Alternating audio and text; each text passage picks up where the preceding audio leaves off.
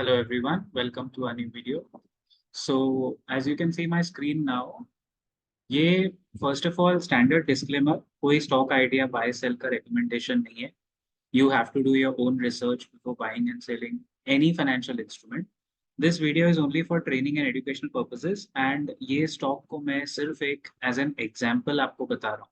इसका ये मतलब नहीं है कि इस स्टॉक में वो एक्टिविटी हो रही है जो मैं आपको बताऊंगा, लेकिन एज एन एग्जाम्पल मैं बता रहा हूँ कि कैसे लोग फंसते हैं, स्पेशली रिटेल इन्वेस्टर्स कैसे फंस सकते हैं. इस कंपनी का नाम मैंने एक न्यूज आर्टिकल में पढ़ा था 2 दिन पहले, अराउंड 2 डेज बैक. एंड इसका नाम है स्मार्ट लिंक होल्डिंग्स. देखो, रिटेल इन्वेस्टर को या तो फंसाया जा रहा है या फंसते हैं. अगेन एज एन एग्जाम्पल ना, please, I am not liable for any plus और माइनसेस ऑन दिस कंपनी. सबसे पहले टेक्निकली जो जो ऊपर ऊपर के 6-7 फैक्टर हम देखते हैं, आउट ऑफ माय 36 क्राइटेरिया जो 6-7 मैं देखता हूँ. मार्केट कैप क्या बोलता है, एक मिनट में एक बार वॉल्यूम एडजस्ट कर लूँ. हाँ, मार्केट कैप क्या बोलता है, 300 करोड़ की कंपनी है गाइस. मतलब इतनी छोटी सी पिद्दी सी कंपनी और प्राइस उतना ही है. 323 करोड़ का मार्केट कैप, 324 का current price. Okay, price to earning थोड़ा ऊपर है, ओवर वैल्यूड है. बट जो बात हजम नहीं हुई मुझे जब मैं इसको देख रहा था न्यूज आर्टिकल आने के बाद, वो ये है, ROC ROE is very poor. तो कोई भी इस कंपनी में क्यों हाथ डालेगा. हाँ, बुक वैल्यू अच्छा है, बुक वैल्यू के हिसाब से अंडर वैल्यूड है. एक ही अभी तक पॉजिटिव मिला है, बाकी सब तो बहुत बकवास criteria, to be very honest. Then price chart में बाद में आएंगे, पहले प्रोज एंड कॉन्स में डेट फ्री कंपनी नहीं है. पीयर कंपैरिजन तो बड़े बड़े दिग्गजों के सामने इसको क्या ही देखें. क्वार्टरली रिजल्ट्स में एक चीज ऑब्जर्व कीजिए, लॉस मेकिंग और इनकंसिस्टेंट प्रॉफिट वाली कंपनी सडनली प्रॉफिट दे रही है. हाँ? यहाँ मुझे ऑडिटर और प्रमोटर की भागीदारी कुछ कुछ हो सकती है, क्योंकि ऐसे कैसे हो सकता है कि 17 करोड़ ये प्रॉफिट था. देखिए ना, मैं फिर से कह रहा हूँ, this is only for training and educational purposes. ये दिसंबर 2022 में 17 करोड़, मार्च 2023 में 1 करोड़, फिर जून में लॉस हुआ, फिर सितंबर में 83 लाख का प्रॉफिट, और फिर दिसंबर में लॉस, और ये सडनली ये रेंज को तोड़ के 8 करोड़ का प्रॉफिट इस क्वार्टर में. फॉर अ कंपनी जो 323 करोड़ का मार्केट कैप है, क्या वो 8 करोड़ का प्रॉफिट दे सकती है. ये बात, ऐसी बातें as an analyst, as an investor आपको हजम नहीं होनी चाहिए. और इस वजह से क्या हुआ, क्वार्टरली प्रॉफिट 8 करोड़ का आया, तो उस वजह से now we'll show the price chart. देखिए इसका प्राइस चार्ट, ये है 8 मई को 191. और सडनली जैसे क्वार्टरली रिजल्ट्स आने वाले थे, तो अंदर अंदर से खबर फैल गई होगी कि रिजल्ट अच्छे आएंगे, जैसे भी आएंगे, और ये सडनली 191 वाली चीज हो गई 334. यानी ऑलमोस्ट 70-75% का गेन हो गया. कितने दिन में, एक हफ्ते के अंदर. Guys, this is too good to be true वाली स्टोरी. मेरे ख्याल से जो हमारी अथॉरिटीज हैं, जैसे सेबी है और बाकी जो स्टॉक मार्केट के वॉचडॉग्स हैं, आप लोग जब पकड़ते हो कोई मैनिपुलेशन, तो आपकी नज़र इस तरह की कंपनीज पे ज्यादा होनी चाहिए.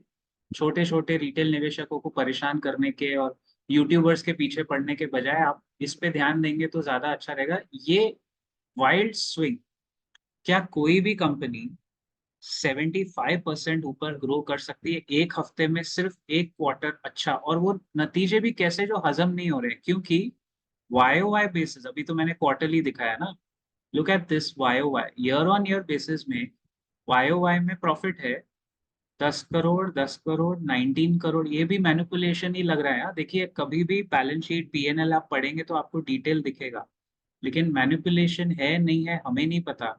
लेकिन ऐसा कैसे हो सकता है कि वाई वाई बेसिस पे जिसका प्रॉफिट 19 करोड़ से गिर के 7 करोड़ आया, और क्वार्टर ऑन क्वार्टर 8 करोड़ बढ़ा, वो स्टॉक इतनी जल्दी ऊपर आ जाए. ईपीएस भी गिर गया, प्रॉफिट भी गिर गया, सब कुछ नीचे गिरा. रिटर्न ऑन इक्विटी तो है ही नहीं, 4% की तो आरओई है. इसके रिटर्न ऑन इक्विटी से अच्छा तो एफडी है, एफडी कम से कम 7% देता है. तो ये कंपनी में है क्या ऐसा. तो मैं वही कह रहा हूँ, कैसे स्टॉक्स को हिलाया डुलाया जाता है, उसकी पूरी, जैसे विजय केडिया सर बहुत अच्छा बोलते हैं. मैं नहीं कह रहा हूँ ये कंपनी उस कैटेगरी में आती है, बट हो सकता है एज एन एग्जाम्पल हम कुछ सीखें कि इस तरह के मूवमेंट्स नॉर्मल तो नहीं है बॉस। विजय केडिया सर बोलते हैं भंगार cap companies, small cap, mid cap, large cap and भंगार कैप, मैंने बहुत बार उनके मुंह से सुना है। अच्छा एक और चीज देखिए, हाँ इसमें आरओसी भी 2% है। ओ माय गॉड, इससे अच्छा तो आपके सेविंग्स बैंक अकाउंट का 3.5% तो सेविंग्स बैंक अकाउंट होता है। आरओसी 2%। अब आते हैं लास्ट पॉइंट पे, जहां आके मेरी वाकई में मेरी आंखें थोड़ा घूम गई थी। शेयर होल्डिंग पैटर्न में एफ आई आईज बिल्कुल नहीं है, डी आई आईज बिल्कुल नहीं है। प्रमोटर ने अपना स्टेक बढ़ाया, बस यही आपको चाहिए। प्रमोटर ने वाई वाई अपना स्टेक बढ़ाया, और नीचे कौन है? Public share holding. ओके, जहां आपको ऐसा पैटर्न दिखे कि F I I zero, D I zero, promoter and public के बीच में, मैं नहीं कह रहा हूँ कोई साठ गांठ होगी, बट गाइस इसी तरह के एग्जाम्पल स्टॉक्स को ऑपरेट किया जाता है, ऑपरेट किया जा सकता है। और ऑपरेटेड स्टॉक्स की जो कैटेगरी होती, हो सकता है कोई ऑपरेटर इसको चला रहा हो। ये क्या है? जेन सिक्योरिटीज, ये 2.39 इनका है। फिर जेन सिक्योरिटीज 2.39, फिर ये विजिट ग्लोबल 1.3। ये टेक्निकली पब्लिक शेयर होल्डिंग में है, लेकिन ये है तो कॉर्पोरेट शेयर होल्डिंग। तो ये 2, 2.5, 3% स्टेक लेके जो बैठे हैं प्रमोटर्स, कभी कभी क्या करते हैं इन तरह के लोगों से, नॉट स्मार्ट लिंक होल्डिंग्स वाले प्रमोटर्स, बट किसी और कंपनी के प्रमोटर क्या करते हैं, अगर उनको भाव बढ़ाना है कभी, तो वो इस तरह की कंपनी को मैनिपुलेट, स्टॉक प्राइस मैनिपुलेशन करने के लिए बोलते हैं, बेटा मेरा सुनो बेटा, तेरे पास 2, 2.5% है ना, ये ले 2, 2.5% खरीद, और मैं मैनिपुलेट करता हूँ कैसे, मेरा 8 करोड़ का प्रॉफिट मैं दिखा दूंगा तो ये स्टॉक प्राइस हमारा डबल हो जाए। और ये स्टॉक प्राइस तो डबल हो गया, अब कैसे पता करें कि ये कंपनी ऑपरेटेड है या नहीं? Look out for the next 2 quarter results. इसको ना एज अ केस स्टडी, जितने मेरे सब्सक्राइबर आप देख रहे हो, अगर आपको वाकई में सीखना है से, तो इसको as a case study note कीजिए। एंड अगले 2 क्वार्टर के नतीजे इसके ऑब्जर्व कीजिए, एंड प्राइस पैटर्न ऑब्जर्व। अगर नेक्स्ट 2 क्वार्टर्स में प्रमोटर्स, जैसे क्वार्टरली शेयर होल्डिंग में प्रमोटर्स ने बढ़ाया है, अगर नेक्स्ट 2 क्वार्टर्स में ये शेयर होल्डिंग 72.79 जो प्रमोटर्स का है, ये गिर के 71 या 71 के नीचे आती, that means definitely definitely promoters का गेम था और ऑपरेटर्स का गेम था।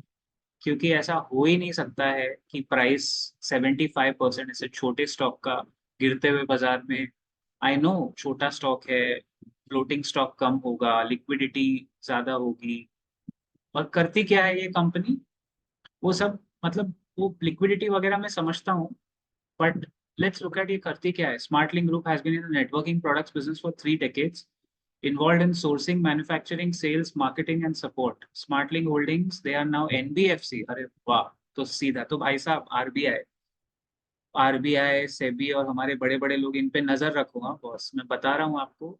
अगर ये एनबीएफसी है with assets which include investment in 2 subsidiary companies, खत्म। नजर रखने लायक चीज है, इसको ऑब्जर्व करेंगे ना, पब्लिक मार्केट में लिस्टेड है, पब्लिक से पैसा उठाया है ना, तो नजर तो हम रख ही सकते हैं इसके ऊपर। आई होप मैं गलत हूँ, और आई होप ये स्टॉक ऑपरेटेड मैनिपुलेटेड नहीं निकले, आई होप इसके प्रमोटर्स अच्छे हों। लेकिन गाइज ये हजम नहीं होते, इतने सारे कोइंसिडेंसेस ना नहीं हजम होते मुझे, जो मैं 21 साल से पैटर्न देख रहा हूँ। कौन है भाई इसका? कमलक्ष रामा नायक, आरती नायक, लक्षणा, अमित शर्मा, सब नायक फैमिली वाले हैं, नायक नाइक नाइक नाइक फैमिली। तो नजर रखिए इस पे, हाँ गाइस, देखो क्या कहाँ से क्या लिंक निकल के आए। क्योंकि आपको बेसिकली, मैं तो ये कहना चाहूंगा कि मैं अगर किसी रिटेल निवेशक की जगह पे होता और मुझे कहीं से कोई बोलता कि ये कंपनी के क्वार्टर रिजल्ट अच्छे आए हैं, ले ले 20% बढ़ जाए, बिल्कुल नहीं। मेरी घड़ी आके वहां रुक जाएगी कि आरओई नहीं है, और पी महंगा है, छोटी कंपनी है, मैनिपुलेट हो सकती है, हो रही है कि नहीं पता नहीं, आई होप नहीं हो रही है। और ये जो नंबर है, इसमें तो मुझे इनके अकाउंटिंग स्टैंडर्ड्स पे भी क्वेश्चन मार्क लगता है। ऐसे कैसे सडनली 1 क्वार्टर में इतना बड़ा प्रॉफिट आपने दिखा दिया? कुछ तो बॉस गड़बड़ है इधर। हम लोग, मैंने कहा ना, इधर कोई नो बडी हियर दूध का धुला, इधर कोई नहीं है, सब लोग अपने अपने तरीके से काम करते हैं। 7 करोड़ का प्रॉफिट YOY और उसमें से 8 करोड़ का प्रॉफिट क्वार्टरली, नहीं, कुछ तो गड़बड़ है। तो देखते हैं, लेट्स कीप ट्रैकिंग दिस।